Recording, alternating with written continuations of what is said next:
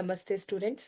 So ಇವಾಗ cost accounting ಅಂದ್ರೆ fundamentals of casting ಅಂತಾನು ಕೂಡ ಹೇಳ್ತಾರೆ. ಇದರಲ್ಲಿ ರೀಕನ್ಸಿಲೇಷನ್ ಚಾಪ್ಟರ್ದು ರೀಕನ್ಸಿಲೇಷನ್ ಸ್ಟೇಟ್ಮೆಂಟ್ ನ ಹೇಗೆ ಪ್ರಿಪೇರ್ ಮಾಡೋದು ಅನ್ನೋದನ್ನ ತಿಳಿಸ್ಕೊಡ್ತೀನಿ.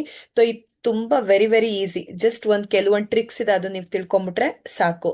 So before starting the problem, ಕೆಲವೊಂದು ಟ್ರಿಕ್ಸ್ ಏನಂತಂದ್ರೆ, ಫಸ್ಟ್ ನಾವು ಪ್ರಾಫಿಟ್ ಆಸ್ ಪರ್ ಕಾಸ್ಟ್ ಬುಕ್ಸೇ ತಗೋಬೇಕು. ಪ್ರಾಫಿಟ್ ಆನ್ಸರ್ ನಮಗೆ ಪ್ರಾಫಿಟ್ ಆಸ್ ಪರ್ ಫಿನಾನ್ಷಿಯಲ್ ಬರಬೇಕು, ಸರಿನಾ? ಸೊ ನಮಗೆ ಕಾಸ್ಟ್ ಬುಕ್ದು ಪ್ರಾಫಿಟ್ ಕೊಟ್ಟಿರ್ತಾರೆ, ನಾವು ಫಿನಾನ್ಷಿಯಲ್ ಬುಕ್ದು ಆನ್ಸರ್ ನ ಕಂಡುಹಿಡಿಬೇಕು.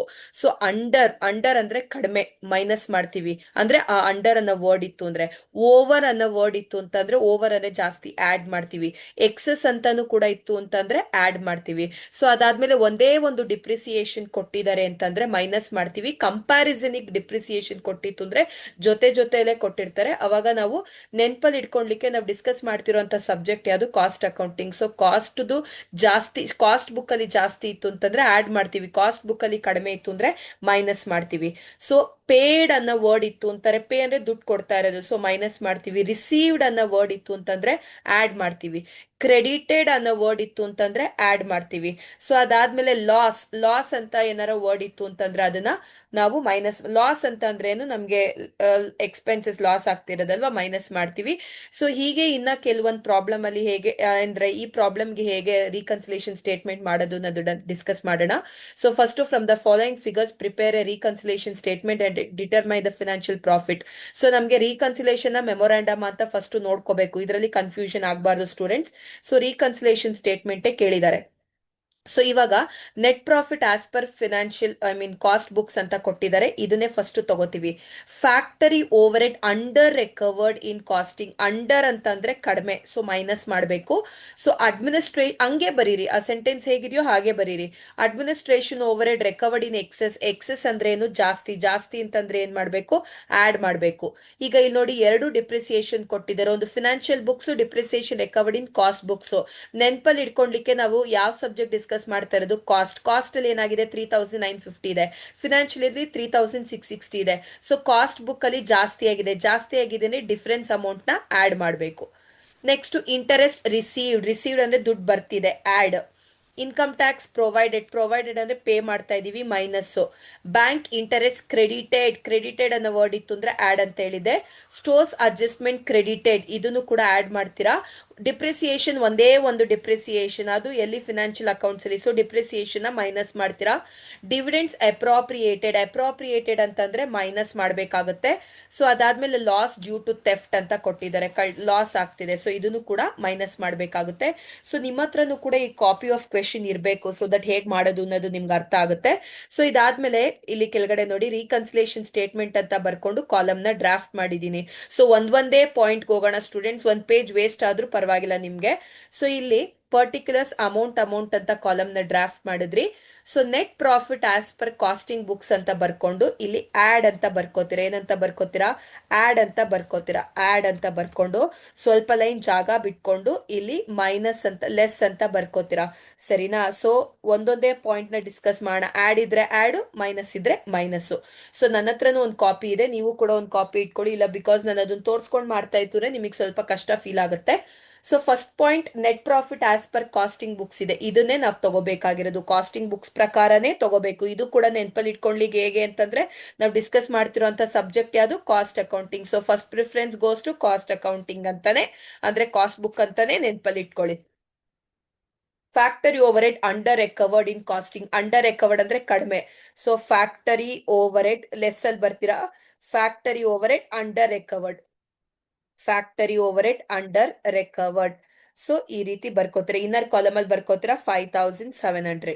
ಸೊ ಇದಾದ್ಮೇಲೆ administration over head recovered in excess. Excess ಅಂದ್ರೆ ಆಡ್, ಅಂದ್ರೆ ಜಾಸ್ತಿ. So administration over head recovered in excess. Recovered in excess, ಸರಿನಾ? ಎಕ್ಸೆಸ್ ಅಂತ ಇರೋದನ್ನ ಸೊ ಆಡ್ ಮಾಡ್ಬೇಕು. ಎಷ್ಟಿದೆ? 4250. 4250. ಸೊ ಇದಾದ್ಮೇಲೆ ನೆಕ್ಸ್ಟ್ ಪಾಯಿಂಟ್, ಡಿಪ್ರಿಸಿಯೇಷನ್ ಎರಡು ಕೊಟ್ಟಿದ್ದಾರೆ. Financial book, cost book. ನಾವು ಕಾಸ್ಟ್ ಬುಕ್ ಅಲ್ಲಿ ನೋಡ್ಬೇಕು. ಸೊ ಡಿಪ್ರಿಸಿಯೇಷನ್ ಕಾಸ್ಟ್ ಬುಕ್ ಅಲ್ಲಿ ಜಾಸ್ತಿ ಆಗಿದೆ. ಸೊ ಡಿಪ್ರಿಸಿಯೇಷನ್ ಬ್ರಾಕೆಟ್ ಅಲ್ಲಿ, ಡಿಪ್ರಿಸಿಯೇಷನ್ ಅಂತ ಬರ್ಕೊಂಡು ಬ್ರಾಕೆಟ್ ಅಲ್ಲಿ 3,950 minus 3,660. ಸೊ 3,950 ಮೈನಸ್ 3,660 ಅಂತ ಬರ್ಕೋತೀರಾ. ಸೊ ಎಷ್ಟು ಬರುತ್ತೆ ನಮ್ಗೆ? ಸೊ ಎರಡನ್ನೂ ಕೂಡ ಸಬ್ಸ್ಟಿಟ್ಯೂಟ್ ಮಾಡ್ತು ಅಂತಂದ್ರೆ ನಮ್ಗೆ 290. ಎಷ್ಟು? 290. ಸೊ ಇದಾದ್ಮೇಲೆ ಇಂಟರೆಸ್ಟ್ ರಿಸೀವ್ಡ್ ಅಂತಂದ್ರೆ add interest interest interest received. ಎಷ್ಟು ಇಂಟರೆಸ್ಟ್ ರಿಸೀವ್ಡ್ ಬಂದು 450. ಸೊ 450ನ ತಗೋತೀರಾ.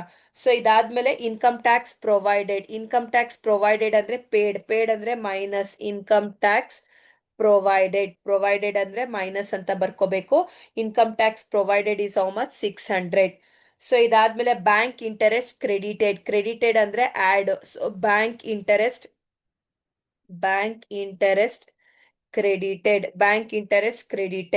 ಸೊ ಬ್ಯಾಂಕ್ ಇಂಟರೆಸ್ಟ್ ಕ್ರೆಡಿಟೆಡ್ ಅಂದ್ರೆ 230 ಆಡ್ ಮಾಡ್ತೀರಾ. ಸೊ ಅದಾದ್ಮೇಲೆ ಸ್ಟೋರ್ಸ್ ಅಡ್ಜಸ್ಟ್ಮೆಂಟ್ ಕ್ರೆಡಿಟೆಡ್ ಅಂದ್ರೆ ಇದು ಕೂಡ ಆಡ್. ಸ್ಟೋರ್ಸ್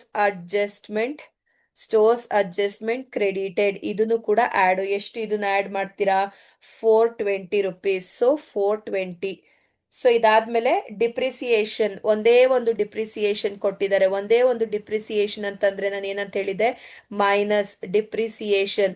ಸೊ ಡಿಪ್ರಿಸಿಯೇಷನ್ ಅದು ಫಿನಾನ್ಷಿಯಲ್ ಬುಕ್ ಅಂತಾನೆ ಕೊಟ್ಟಿದ್ದಾರೆ, ಕಾಸ್ಟ್ ಬುಕ್ ಅಂತ ಕೊಟ್ಟಿದ್ರೆ ನೋಡ್ಕೋಬೇಕು ಏನು ಅಂತಂದ್ಬಿಟ್ಟು. ಸೊ ಇದಾದ್ಮೇಲೆ ಅಪ್ರೋಪ್ರಿಯೇಟೆಡ್ ಅಂದ್ರೆ ಅರ್ಥ ಏನು? ಪೇಡ್. ಸೊ ಇವಾಗ ಡಿವಿಡೆಂಡ್ಸ್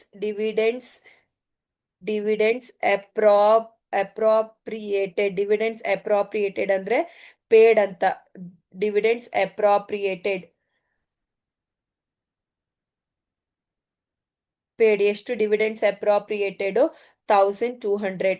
ಇದಾದ್ಮೇಲೆ loss due to theft. So ಇದು ಕೂಡ ಲಾಸ್ ಡ್ಯೂ ಟು ಥೆಫ್ಟ್ ಅಂತಂದ್ರೆ ಲಾಸ್ ಆಗಿದೆ, ಲೆಸ್ ಮಾಡಬೇಕು. Loss due to theft. ನೀವು ಕ್ವೆಶನ್ ಪೇಪರ್ ಮೇಲೆ ಏನು ಬರ್ಕೋಬಾರ್ದು, ಒಂದೇ ಪಾಯಿಂಟ್ ನ ಡಿಸ್ಕಸ್ ಮಾಡ್ತು ಅಂದ್ರೆ ಆಡ್ ಇತ್ತು ಅಂದ್ರೆ ಆಡು, ಮೈನಸ್ ಇತ್ತು ಅಂದ್ರೆ ಮೈನಸ್ ಮಾಡ್ತು ಅಂತಂದ್ರೆ ನಿಮ್ಗೆ ಈಸಿಯಾಗಿ ಅರ್ಥ ಆಗುತ್ತೆ. ಸೊ ಇವಾಗ ಫಸ್ಟ್ ಏನ್ ಮಾಡೋಣ ಅಂತಂದ್ರೆ ಇಷ್ಟನ್ನು ಕೂಡ ಆಡ್ ಮಾಡೋಣ.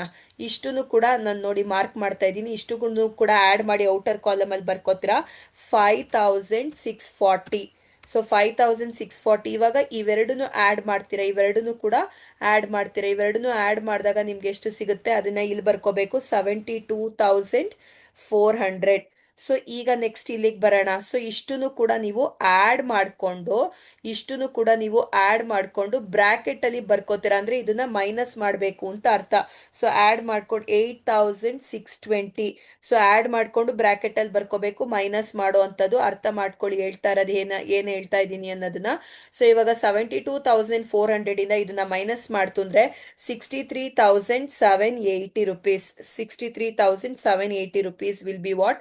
Profit as per financial books. ಇದು ಆನ್ಸರ್ ಯಾವ್ದು ಪ್ರಕಾರ ಇದೆ? Profit as per financial books. Say for example students, ಇದೇ ಕ್ವೆಶನ್ಗೆ ನಿಮ್ಗೆ ಮೆಮೊರಾಂಡಮ್ ಕೇಳಿದ್ರು ಅಂದ್ಕೊಳ್ಳಿ. ಫಸ್ಟ್ ಇದನ್ನ ನೀವು ರೀಕನ್ಸಿಲೇಷನ್ ರಫ್ ಅಲ್ಲಿ ಲಾಸ್ಟ್ ಶೀಟ್ ಅಲ್ಲಿ ಬುಕ್ಲೆಟ್ ಅಲ್ಲಿ ಮಾಡ್ಕೊಂಡು ಆಮೇಲೆ ಮೆಮೊರಾಂಡಮ್ ಹೇಗ್ ಮಾಡೋದು ಅಂತಂದ್ರೆ ಲೆಜರ್ ಅಕೌಂಟ್ ತರ ಕಾಲಮ್ ನ ಡ್ರಾಫ್ಟ್ ಮಾಡಬೇಕು. ಪರ್ಟಿಕ್ಯುಲರ್ಸ್ ಅಮೌಂಟ್ ಡೆಬಿಟ್ ಮತ್ತೆ ಕ್ರೆಡಿಟ್ ಅಂತ ಬರ್ಕೋಬೇಕು. ಸೊ ಇಲ್ಲಿ ನೋಡಿ ನಾನು ಹೇಳ್ತೀನಿ ಎಲ್ಲಿ ತನಕ ಅಂತಂದ್ರೆ, ಸೊ ಇಲ್ಲಿಂದ ಸ್ಟಾರ್ಟಿಂಗ್ ಇಂದ ಹಿಡಿದು ಇಲ್ಲಿ ತನಕ ಇಷ್ಟುನು ಕೂಡ ಇನ್ಕಮ್ ಆಡ್ ಮಾಡೋದೆಲ್ಲ ಕ್ರೆಡಿಟ್ ಸೈಡ್ ಅಲ್ಲಿ ಬರ್ಕೊಂಡಿದ್ದೀನಿ. ಸೊ ಕ್ರೆಡಿಟ್ ಸೈಡ್ ಅಲ್ಲಿ ಬರ್ಕೋಬೇಕು ಆಡ್ ಮಾಡೋದೆಲ್ಲ. ಸೊ ಮೈನಸ್ ಮಾಡೋದನ್ನೆಲ್ಲ ಲೆಸ್ ಮಾಡೋದನ್ನೆಲ್ಲ ಡೆಬಿಟ್ ಸೈಡ್ ಅಲ್ಲಿ ಬರ್ಕೋಬೇಕು. ಸೊ ಇದು 72,400 ಆಡ್ ಮಾಡಿ ಇಟ್ಕೊಂಡಿದ್ರಲ್ಲ, ಸೊ ಎರಡು ಸೈಡು ಬರ್ಕೊಂಡು ಇಷ್ಟುನು ಕೂಡ ನೀವು ಮೈನಸ್ ಮಾಡ್ತೀರಾ ಅಂತಾರೆ ನಿಮ್ಗೆ 63,780 rupees ಇಲ್ಲೇ ಆನ್ಸರ್ ಬಂದಿದೆಯಲ್ಲ, ಇದೇ ತರ ಬರುತ್ತೆ. ಸೊ ನೀವು ರಫ್ ಅಲ್ಲಿ ಇದನ್ನ ಮಾಡ್ಕೊಂಬಿಟ್ಟಿದ್ದೀರಾ ಅಂತಂದ್ರೆ ಇದೇ ಆನ್ಸರ್ ನ ಇಲ್ಲಿ ಬರ್ಕೊಳ್ಳಿ. I repeat once again, memorandum ಹೇಗ್ ಮಾಡೋದು ಅಂತಂದ್ರೆ ಆಡ್ ಮಾಡೋದೆಲ್ಲ ಇಲ್ಲಿ ನೋಡಿ, ಇಲ್ಲಿ ಮಾರ್ಕ್ ಮಾಡ್ತೇನೆಲ್ಲ ಆಡ್ ಮಾಡೋದೆಲ್ಲ ಕ್ರೆಡಿಟ್ ಸೈಡ್, ಇಷ್ಟುನು ಕೂಡ ಕ್ರೆಡಿಟ್ ಸೈಡ್. ಈ 72,400 ಟೋಟಲ್ ಎರಡು ಸೈಡ್ ಅಲ್ಲಿ ಬರ್ಕೊಬೇಕು ಆಮೇಲೆ, ಸರಿನಾ? ಸೊ ಇಷ್ಟುನು ಕೂಡ ಲೆಸ್ ಮಾಡೋದನ್ನೆಲ್ಲ ಡೆಬಿಟ್ ಸೈಡ್ ಅಲ್ಲಿ ಬರ್ಕೋಬೇಕು, ಇನ್ಕ್ಲೂಡಿಂಗ್ ಆನ್ಸರ್ ನ ಬರ್ಕೊಂಡ್ರೆ ನಿಮ್ಗೆ ಮೆಮೊರಾಂಡಮ್ ಆಫ್ ರೀಕನ್ಸಿಲೇಷನ್ ಈಸಿಯಾಗಿ ಮಾಡ್ದಂಗಾಗುತ್ತೆ. ಸೊ ಇವಾಗ ಒಂದೇ ಏನಂತಾರೆ, ಡೆಬಿಟ್ ಸೈಡ್ಗೆ 2 ಅಂತ ಸ್ಟಾರ್ಟ್ ಮಾಡ್ತೀರಾ, ಕ್ರೆಡಿಟ್ ಸೈಡ್ಗೆ ಬೈ ಅಂತ ಸ್ಟಾರ್ಟ್ ಮಾಡ್ತೀರಾ ಸ್ಟೂಡೆಂಟ್ಸ್. ಇಷ್ಟುನು ಕೂಡ 14 ಮಾರ್ಕ್ಸಿಗೆ ನಿಮ್ಗೆ ಎರಡೂ ಕೇಳಲ್ಲ, ಎರಡರಲ್ಲಿ ಒಂದು ಕೇಳ್ತಾರೆ. ತುಂಬಾನೇ simple and easy to understand. I hope ನಿಮ್ಗೆ ಎಲ್ಲರಿಗೂ ಕೂಡ ಅರ್ಥ ಆಗಿದೆ ಅಂದ್ಕೊಂತೀನಿ. ಫರ್ದರ್ ಕಾಸ್ಟ್ ಅಕೌಂಟಿಂಗಿಗೆ ಐ ಮೀನ್ ಕ್ಲಾಸಸ್ಗೆ ನನ್ನ ವಿಡಿಯೋಸ್ನ ನೋಡ್ತಾ ಇರಿ. Thank you students.